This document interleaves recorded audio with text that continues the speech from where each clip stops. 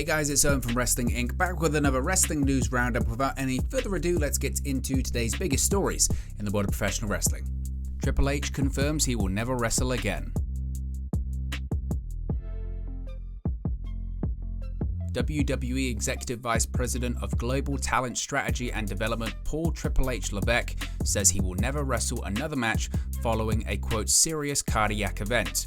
Quote, for me, as far as InRing, which I get a lot, I'm done, Triple H told ESPN's Stephen A. Smith during a portion of an interview that aired on Friday's episode of First Take. I would never wrestle again. First, I have a defibrillator in my chest, which it's probably not a good idea for me to get zapped live on TV. The interview is the first for Triple H since his health problems took him out of the public eye last fall. Stephen A. Smith's full interview with Triple H will premiere on Friday night on Stephen A's World on ESPN+. WWE announced on September 8, 2021 that Triple H underwent successful heart surgery a week earlier at the Yale New Haven Hospital in New Haven, Connecticut.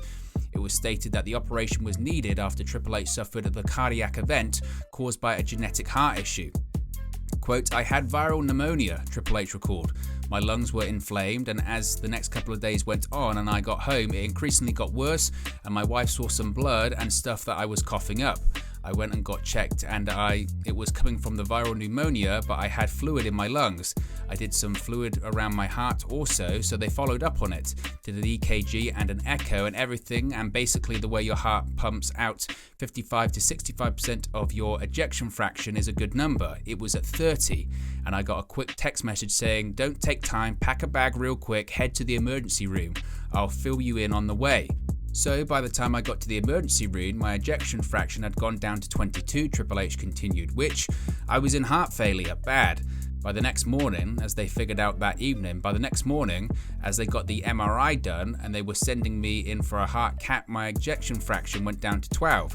So I was nosediving and sort of at the 1 yard line of where you want to be, or where you don't want to be really, for your family and your future.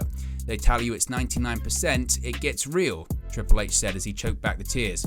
We have 3 young girls, 15, 13, 11. Suddenly I come home, I'm a little bit sick, and their dad, who's strong, always is suddenly in the hospital, and I don't know if they understood the consequences of it, but there's moments in there when they're putting you out for stuff and you think, is this it? Do you wake up from this? That's tough to swallow and makes you think.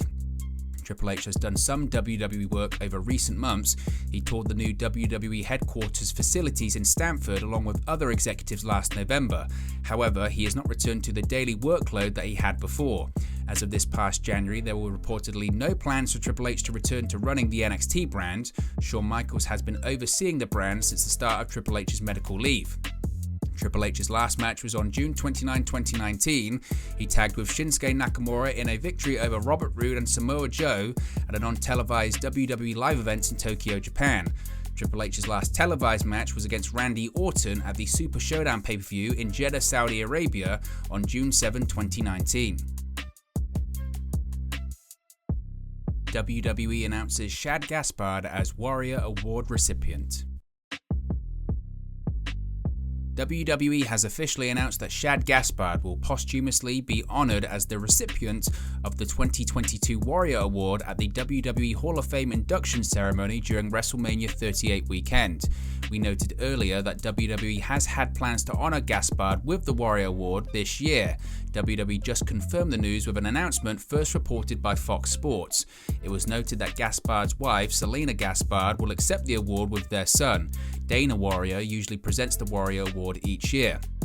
Gaspard passed away at the age of 39 on May 17, 2020 after he and his 10-year-old son were among a group of swimmers who were swept away by a strong rip current while in the ocean at Venice Beach, California. First responders hit the water to rescue the swimmers, but Gaspard told them to save his son first, and they did, which saved his son's life.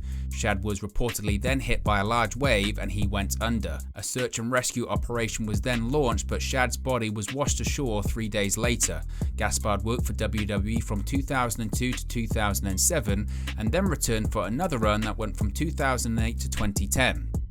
Since 2015, there have been 7 Warrior Award recipients: Conor the Crusher Mahalik in 2015, Joan London in 2016, Eric Legrand in 2017, Jarius J.J. Robertson in 2018, Sue Atchison in 2019, Titus O'Neil in 2020, and Rich Herring in 2021.